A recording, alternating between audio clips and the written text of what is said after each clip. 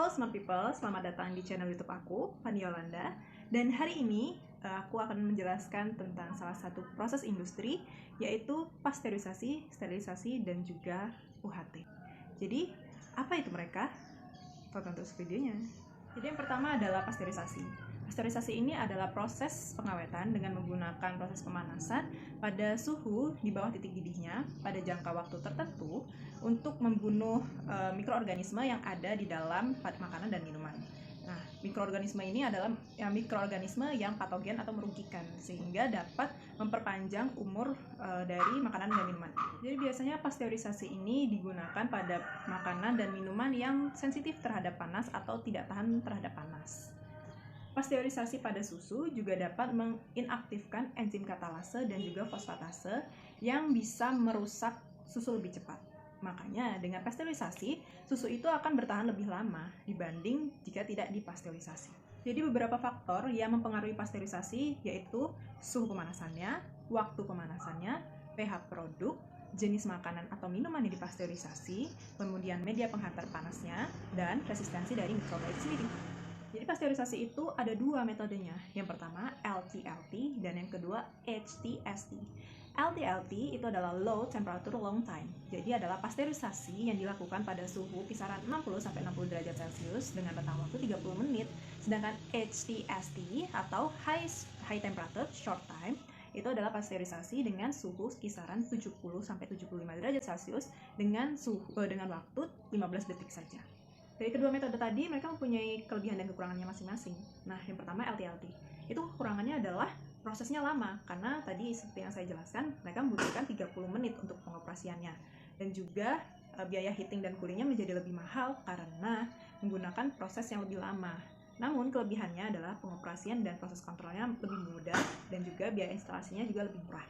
Pada metode HTST, itu memiliki kekurangan yaitu sistemnya yang kompleks dan rumit, instalasinya mahal, dan juga sistemnya yang sulit dikendalikan. Namun kelebihannya adalah prosesnya menjadi lebih cepat, kemudian biaya operasionalnya menjadi lebih murah karena energi yang digunakan menjadi lebih sedikit kan ya, karena pengoperasiannya lebih sebentar itu tadi, lebih singkat, sehingga energi untuk heating dan coolingnya menjadi lebih rendah juga. Mari kita beralih ke sterilisasi. Jadi sterilisasi itu adalah proses penghilangan segala jenis mikroorganisme, baik itu patogen maupun baik, dalam suatu benda. Jadi nggak selalu harus ada di makanan atau minuman, tapi bisa juga di suatu benda yang nantinya akan bersentuhan langsung dengan makanan dan minuman atau yang kita gunakan. Jadi ada macam-macam jenis sterilisasi. Yang pertama dengan metode basah atau biasanya menggunakan steam. Kemudian ada yang metode kering, biasanya menggunakan oven. Lalu ada radiasi, ada yang menggunakan gas etilen atau gas bahan kimia dapat membunuh mikroorganisme. Kemudian ada yang menggunakan filtrasi. Jadi macam-macam jenis sterilisasi ini mempunyai fungsi dan tujuannya masing-masing. Jadi harus melihat dari bahan yang akan disterilisasi ini tadi. Ada yang tahan panas, ada yang tidak tahan panas, ada yang boleh kering, ada yang boleh basah. Jadi harus disesuaikan dengan bahan dan alat yang akan disterilisasi. Nah, jadi kelihatan ya perbedaan antara pasteurisasi dan juga sterilisasi. Jadi pasteurisasi ini hanya untuk makanan dan minuman, serta harus menggunakan pemanasan untuk melakukan pasteurisasi. Sedangkan sterilisasi itu bisa digunakan untuk makanan maupun alat-alat juga, misalkan packaging atau alat-alat medis. Dan caranya pun banyak, bisa menggunakan radiasi tadi dengan cahaya, dengan gas etilen atau dengan difiltrasi. Jadi lebih bervariasi cara-caranya.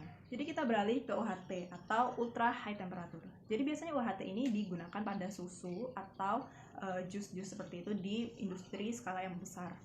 Nah, UHT ini mirip seperti pasteurisasi sebenarnya, yaitu pemanasan dengan suhu yang tinggi dan waktu yang singkat. Namun di UHT ini menggunakan suhu yang lebih tinggi, yaitu sekitar 145 derajat Celcius, dan waktu yang sangat singkat, yaitu 2-5 detik saja.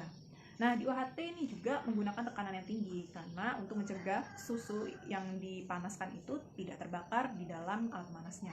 Nah, susu yang sudah di UHT ini memiliki waktu umur lifetime-nya menjadi lebih lama, sekitar 10 bulan tanpa alat pendingin. Nah, kelihatan kan perbedaan antara UHT dan juga pasteurisasi. Untuk UHT, kita menggunakan suhu yang lebih tinggi, yaitu 145 derajat Celcius, dan waktu yang sangat singkat, yaitu 2-5 detik saja. Sedangkan di pasteurisasi kita menggunakan suhu yang relatif lebih rendah, yaitu 60-70 derajat Celcius dengan rentang waktu yang lebih lama. Nah, pengaruhnya terhadap susu itu juga sangat signifikan. Untuk UHT, umur susu menjadi jauh lebih lama, yaitu sekitar 10 bulan tanpa pendinginan, sedangkan pasteurisasi hanya bertahan sekitar 1 minggu dalam pendinginan. Ini disebabkan karena saat UHT, bakteri yang ada di dalam susu itu mati semua, baik itu yang baik maupun yang patogen. Nah, itu dia penjelasan aku tentang pasteurisasi, sterilisasi, dan juga UHT. Jadi semoga video ini bermanfaat buat kalian. Kalau kalian suka, jangan lupa di like dan di share. See you on my next video. Bye-bye!